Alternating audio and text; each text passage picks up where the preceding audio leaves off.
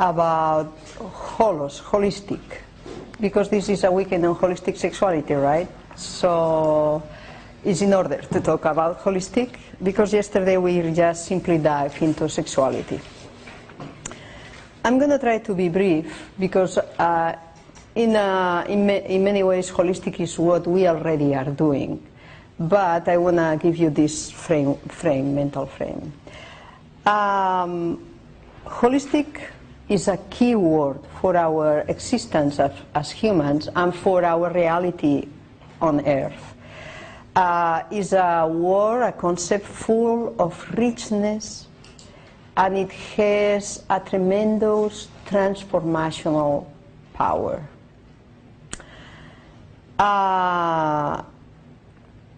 When holistic is a concept that is around for many years now, maybe not as well developed as others, but is well known. But many times, the most times that I see holistic in motion, holistic medicine, holistic psychology, holistic whatever, I can see the richness of it, because we are introduced to many different aspects of our reality on Earth, or as humans, or whatever. Like you are being exposed in this certificate. Craig came here introducing holistic psychology, and then Royce coming with Jung, and then Greg coming with other aspects of psychology, transpersonal, humanistic, etc. So you all are being exposed to many beautiful aspects of psychology that for so long were forgotten, and now they are coming in this set of concepts that we call holistic. And it's really rich. I mean, you are really lucky, we are really lucky being exposed to this richness. But still, except for this weekend that we are doing a more experiential immersion in sexuality, in my knowledge, correct me if I'm wrong, you had been exposed to this richness through the mind. So having about talking, giving you some acknowledge from the mind, and maybe you talking back and discussing it. So it has been a mental exposure to what holistic is. And still that's really rich. But because it's just mental, it misses its transformational power, its real power. That's our perspective. That's what we see and what we can convey, what we want to convey anytime that we work with someone. And so let's see if I can convey for you what we really mean. Let's go a little back. We are embodied beings, right? As humans, we are embodied. Our embodied self holds naturally different centers of energy, experience, and wisdom.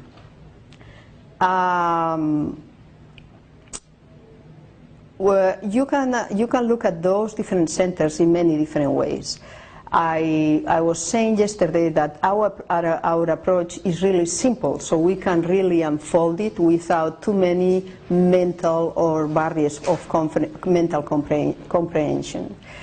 As we look at those different centers, we can say, we say, okay, we have the body itself, we have the vital center, which we were exploring yesterday, we have the heart center, which we are going to explore today, we have the mind center, we have the consciousness center. And each of those centers have the ability of being receptive and proclive, individual and social, etc., etc. So we look at this holistic identity in this basic approach. There are many other beautiful approaches for this holistic identity. But for us, that's a good approach to the holistic identity of our embodied self. We humans are holistic in our constitution, meaning that we have the potential and the need to grow in each of those inner centers and to align them, to encompass them. We have the potential and the need. And just by doing so, we can unfold our true potential as humans and fulfill our life in its own unique meaning. So here we are this beautiful, holistic experience with all these different centers. But what our Western culture does is considers the mind over the others and fosters the unfolding of the mind over the others. And if we are lucky, like we are lucky in our times, the mind will realize that there are other centers. Say, there's the body, and there's the vital, and there's the heart, and there is consciousness and spirituality. Let me study them. Let me talk to them so I understand them. And that's the best of our mind-centered approach to life. It's like imagine that each of us is a business. I'm a business, you are a business, you are a business. And in this business there are different members. The body, the vital, the heart, the mind, the consciousness. And in our Western culture, the mind is the boss. We come from a time where the mind was a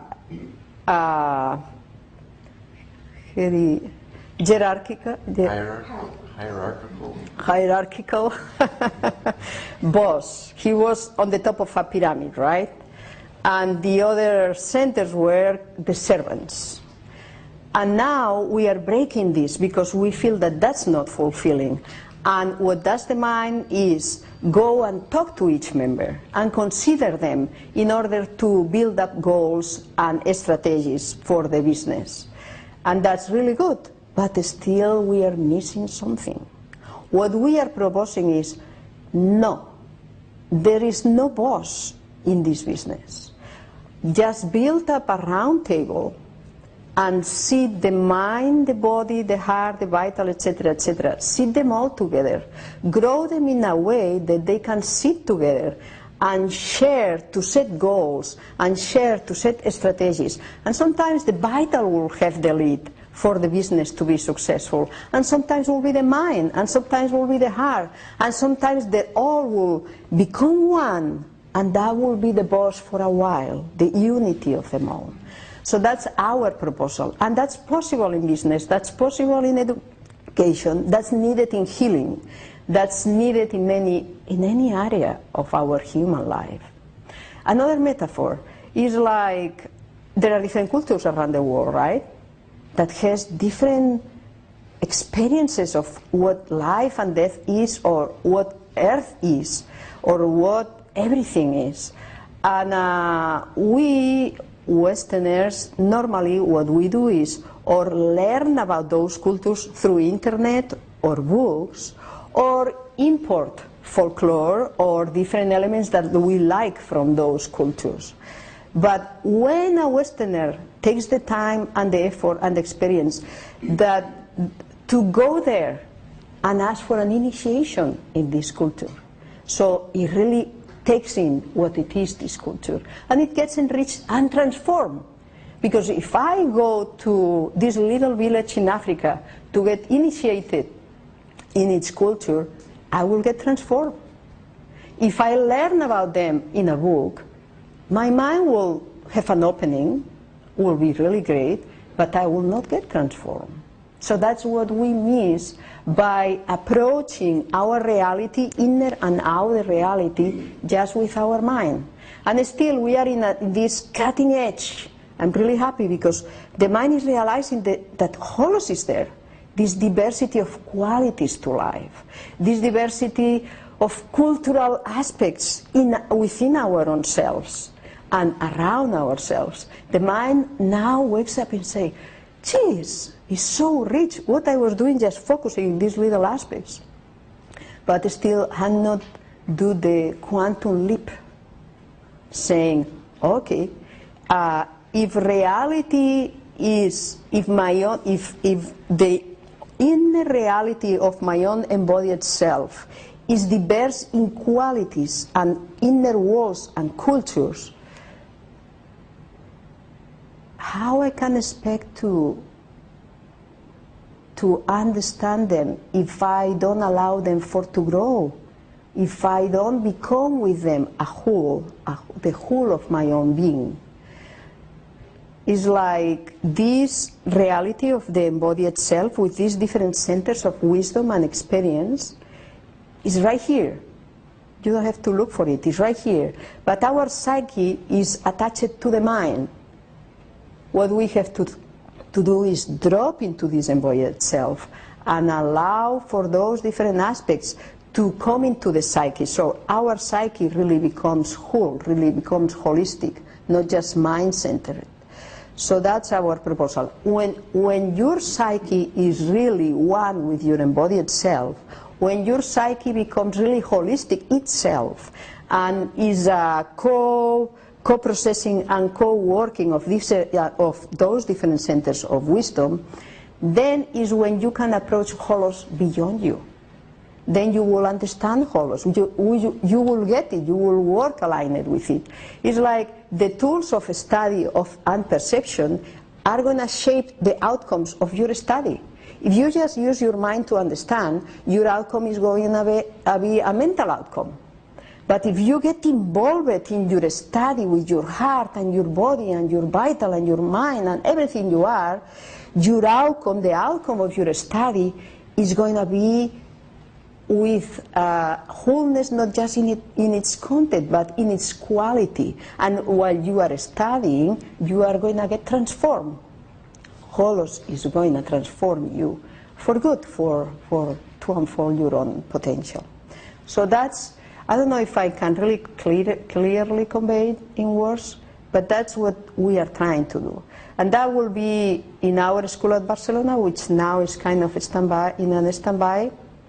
That will be our way of teaching, like programs with not just a holistic content, but a holistic format. We will get the students to get involved in their different centers to study the topic, whatever it was each day. And I cannot tell you the beauty of it. For one, transformative, for the other, healing, for the other, fully enlightening. And maybe not with as much academical quality that now we are teaching at CIS, but I tell you, with more depth and more human quality to it.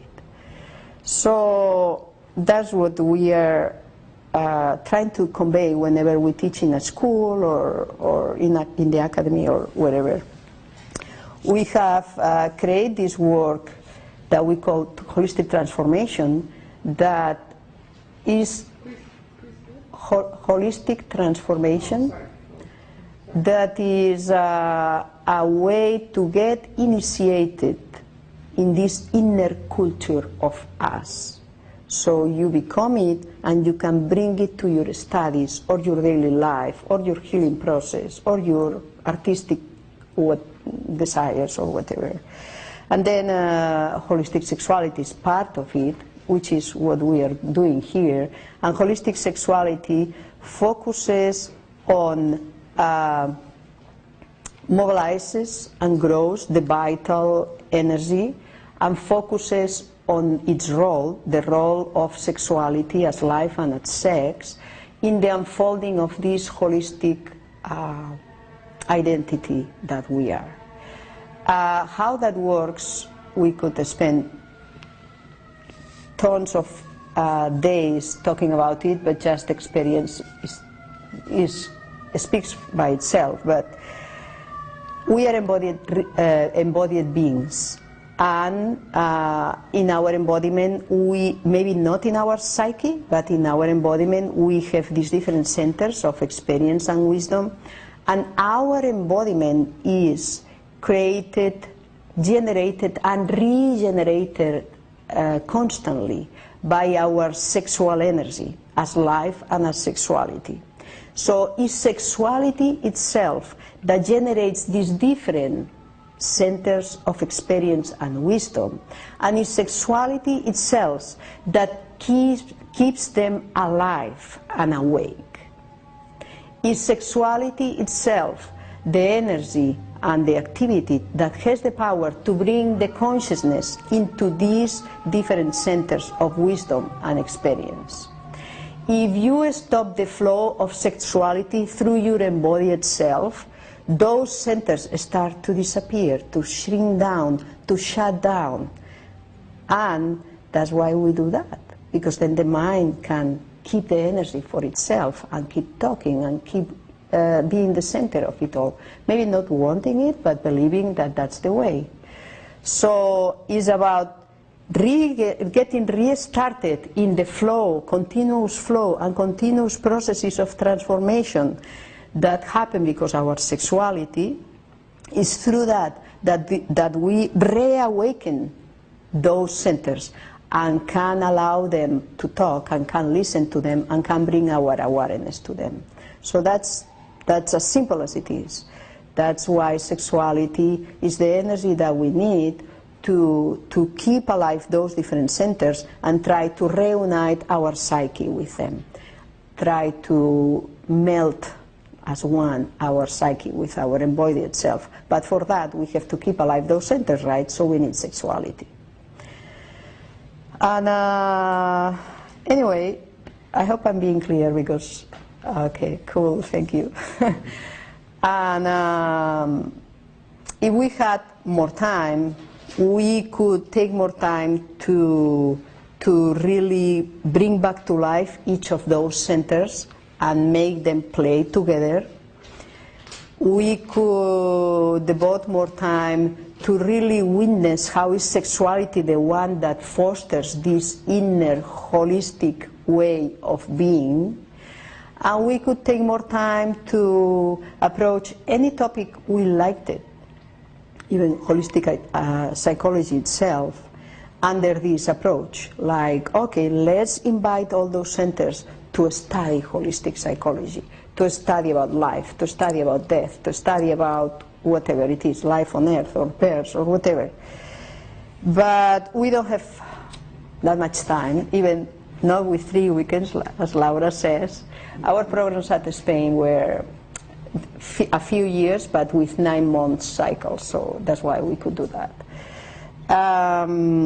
But anyway, nevertheless, it's a rich weekend, and we want to leave you with 2 open questions. You know what's an open question, right? A question that doesn't look for an answer, but is kind of a frame for kind of a reminder that will attract different answers from different centers of your own self. So we want to leave you with 2 open questions.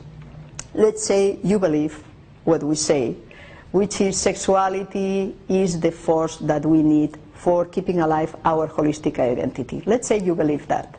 Okay. So then the open question is, okay, if sexuality is so, we want you to hold, for one, the question of when it's about sexuality, never mind if you understand it as life or as the act of sex itself, when it's about sexuality, how awake you are. Truly awake. Are you really there? That's one question. And the other question, when it's about sexuality, how present your heart is. Your heart, your deepest heart. The one that is about trust and yes to life and being open. Those are 2 main questions that by keeping them open could even be transformative. Just allow your body and your heart and your daily experience to get you different little answers. And don't keep none of them, just keep asking the same question.